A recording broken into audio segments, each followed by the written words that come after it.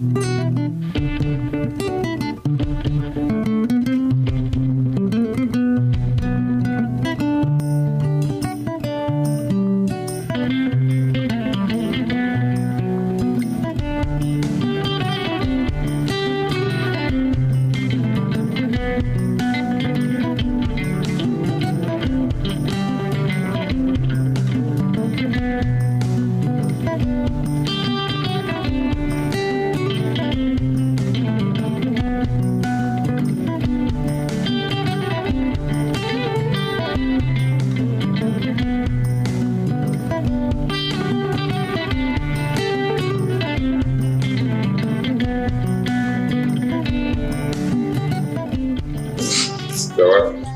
va bien. Maraka lelnode kadi. Oui. Tawda faɗaɗani. Non. Gila garɗa. Anki mine asimi komin yaltinoɓe wafde. Imi janda. Wursogi min jano discothèque. Jano worede bal. Bal adduma ɗo. Kodde bom ona amen mbaɗanno bal wurso to en. Côte d'Ivoire. Ɗo noon wona Côte d'Ivoire. Yero. Gurani quoi. Neɗɗo gurɗo warat ko gurɗo warat a yahat soirée mbaɗa ɗum ɗo ganda gonda koye wuurde mais a wuurani a mayani min duɗe ɗon gurda men mi wonani hen de je voulais vivre et je veux vivre dans la paix Dieu est grand dans le ciel nde ɗiɗo français ji kam ɗum jinnomi yewtidde ma oui an kam yero an debbo ma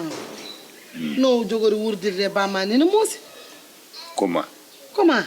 an ya addu debbo ya won sagata gadda bamma jogobda jikke e yakare gadda debbo fittanta bamma lawƴanta ɗum defanta ɗum wuppanta ɗum annene yero a ƴewtindima ko mbaɗɗa ko e wollum est ce que min resanmi debbam ko babam wiye ko pour hooram ndes min resani debbo pour babama mi resani debbo pour babam ɗum ko poular holko kalmi ko anglais kalmi ala an kay wona anglais ne a diwi ɗon joni aɗon gandi dewgal sénégal dewgal mauritanie no muusi quoi non si no muusi quoi par ce que sa resi debbo ko pour an hoorema kono a resani debbo pour mawne sahaji ndesani mawne wi ara ummo to avec les toni makko tulmudi ara wi debbo ma yo wuppana so wuppani ɓe tikkanamo et pourquoi o reseta bamma o resi noon ni enam nenam ma yo jeew kadi diwo goɗɗo on ara mi diwoji no foti diwoji woni wuro ngo ɓe ganda ɓeɗo worɓe men maayi ɓeɗo woppama ɓeɗo kadi jano hurtoyde ɓe garti pourquoi wawa suɓade hen goto ko adda ɗum e galle o on no defanamo min j'ai marié pour moi j'ai pas marié pour les autres les hutorade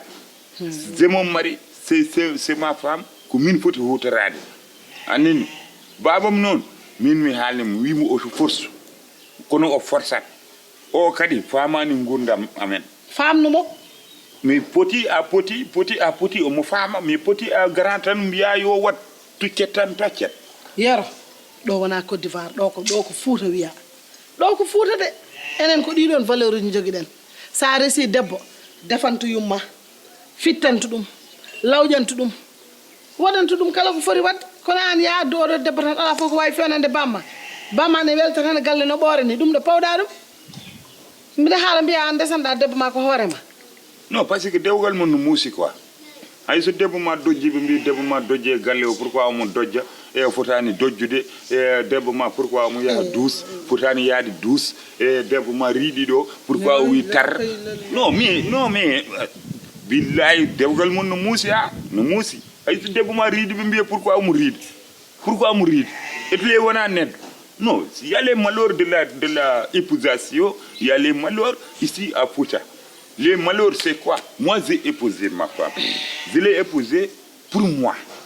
que je puisse gérer ma femme wadde ko hannde ma jooɗa toon écoute parce que pourquoi j'ai fait le retour au Fouta pourquoi j'ai fait le retour j'ai amené ma femme parce que je veux ma femme découvrir mes racines. Et après mes racines, je ne veux pas que ma femme découvrir le malheur. Je veux que découvrir le bonheur de la Fouta. Oh non, Podemo et Koymon, puntodiron e makko e fammi non mo kono he bornugal ma he no jarat he ni e nangam elle ko sukuño quoi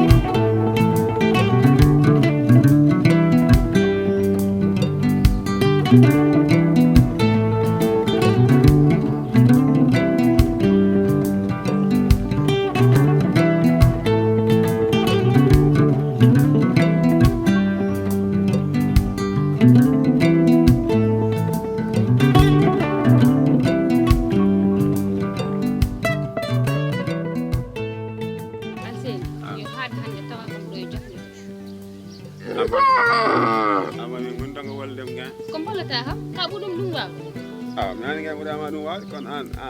nen fof no yiɗma tan ɗum waɗi ɗum haalnimo nenam e babam jaɓata koto tawam ɗo e jofde min komi liggotoɗo wona a yii komi liggotoɗo min an wona masdem de min tom woni mam a 200 mètres a masat kam ɗum tawata kam tawdem ɗo min o mbeɗa masma a funtitoma min komi liggotoɗo alsé mbiɗa yiyani aya nayi ɗin nana lawol ni amara tampata riddude kala ngari ɗo riddar kam yiko tampani hen ko nayi babam tampani hen min ga meɗen nayi bamma kon fam an waɗa haqqille hoore ma seeɗa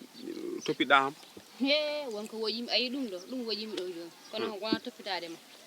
wonko woƴimi de alsé eyi ayo noon fam an dar haalde aman ko woni an alseni mbeɗa arɗo han ƴewanima bon a toppita him alseni heɗomi haalanma nenam e babam jaɓata min komi liggotoɗo wiyani hayɓe ni kono yimɓe wuuro ɓe soɓe jii kam ni ma wo toɓe fawi kam te min kam min mi woyani noon komi liggotoɗo alseni ko tampinam min anda woni masdem min haali gomi haali ɗiɗi yo haɗ ɗo noon hanti koto rewe yam ni min komi liggotoɗo koto rewe yam min wona min kaldarade haalde ɓerdam ala mbawmi hen wiya haalde ɓerdam andu ko ndewa yam andu mbar ko jam komi liggotoɗo ari a tawi kam mbeɗa ɓiire hande kadi gara tawa kam mbeɗa suura ƴeew kanƴi foɗi laayi ay kanƴi foɗi carodiri ko min tan tampata hen haalde ɓerdam haalde koro wona min de koro tampini way alfe a tampinima boy dar boy mi verma seeɗa boy saɓal way fam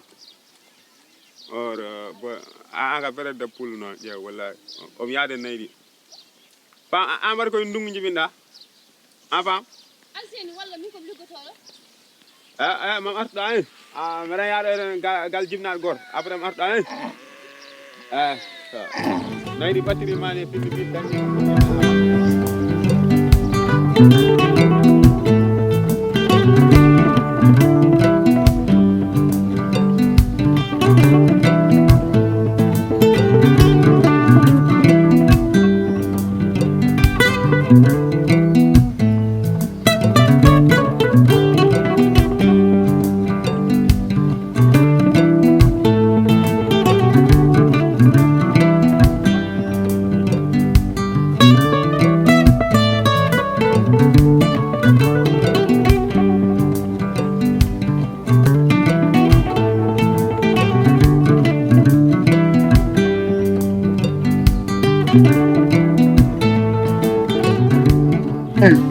an ɗo woni tan mayata an ka ganiɗo tan min somi andi no ni mi jooɗo koɗi war quoi min hay joɗɗa tan ɓuranno kam wallahi saabu min haala demma haalani an aɗa andi jikku bamma kañum hoore nde no wuula min ɓuurimi wulde hoore noon ɗin kanko tan jibilma si min debbam oɗo kala jiɗɗo jam yo woppu debbam yo woppu haalde haala debbam billahi kala mo woppani debbam hay mi ala jinnaɗo ala jibinaɗo ala hoddu kala ki fontade debbam so kasno gel ala ni yaade artide tan eyi ni tan foti ari arde kasno gel kala haalde haala ala debbo ni ala goggo ala haydara haalde debbam ko woni goggo woni non mi haaldan komi ɓaddo généralisation ala goggo ala kaw ala miñe ala mawni neɗɗo haale debbam ko fewani mi kaasa guel mum ɗum kay min wi noon min jetti on décision jetti jon décision dum tan non nodduɗa kam joni kay haalaka kay match o kay fusi ɓooyi ko mita wala mbimami ko match o gasi 90 minutes gasi comment yaro holnawɗo raay 90 minutes point fulewol ala li gasi mbimi haalaka kay so juuti hankadi ko an juuni woɗa wawi hoɗ mi salmina ɓe soɓe namdi mama jimmi so babam ari ɗo wimo ASSIMI ni mi wiratami nde hay goto yiɗani pourtant do jibinami Fuuta do hay gel goto bardani e yam jaami Côte d'Ivoire do mi woni do bombri gorko hani jaami Côte d'Ivoire toon gonmi ceemen kono ko ngoni Fuuta fof ko bombri gorko min haaja men bonde ko jaami toon ASSIMI barde e yam min noon mi joorata Fuuta mi ala barduɗo e yam mi yaha toon o barde e yam mi adda ɗum ɗo en aɓe guitti somi ala goɗɗo barduɗo e yam ko min wonata ɗo en mboɗo wonta mbomri yo Allah herenam hen sa joyi kalɗa haalan babam o resoyo ɗum ɓuuri haalade selli an ko gorko komi gorko yo resoy so miyo omo baggo e debbam so baggimo hen o baggimo iri ɗo ko jaaɗo heero fayi ma femme comme ma femme qui touche ma femme, je casse le gueule. Et donc, moi, je woppu debbo ma woppu dema so woni ngomdu ɗo ay gorko an ni joni joni gono an jeewoy gorko an